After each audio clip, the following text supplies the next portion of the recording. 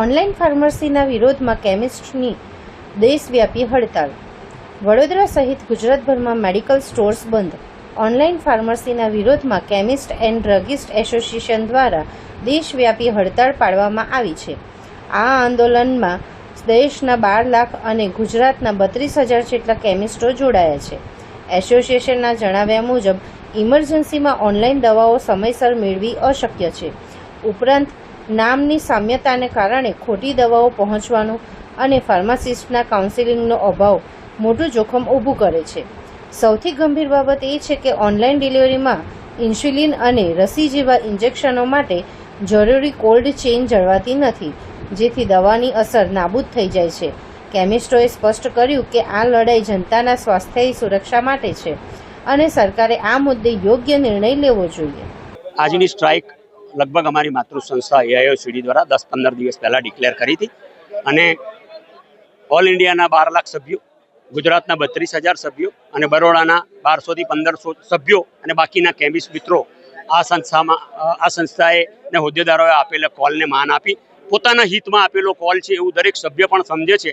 એટલે એમનું મેજોરિટી પક્ષથી અમને અનુમોદન મળેલું છે અને એના માટે અમે અમારા સભ્યોના પણ આભારી છે. ના, બસ કેમિસ્ટો તો લગભગ બધા બંધ રાખે, પણ અમુક કેમિસ્ટો એવા હોય કે જ્યાં ઇમરજન્સીની હોય અને અમને રિક્વેસ્ટ કરેલી હોય તો ઇમરજન્સીમાં એને મેડિસિન્સ આપવા માટે અમે પણ એવું માનીએ કે અમે કોઈ દર્દીના અગેન્સ્ટમાં નથી કે દર્દીનો જાન જાય એના પક્ષમાં નથી. અમે આજે પણ અમારો બંધ પણ છે, એમાં જનતાનું હિત પણ એટલું જ સંકળાયેલું છે કે એમને ખોટી દવાઓ ના મળે.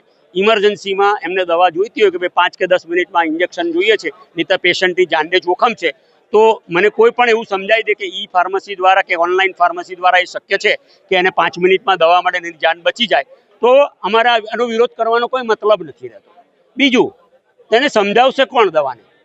આજે દવાઓમાં ભારત દેશમાં એક ડ્રગની લગભગ 100-200 દવાઓ છે અને એમાં સ્પેલિંગમાં એક શબ્દનો ફરક થતાં આખો ડ્રગ બદલાઈ જાય છે.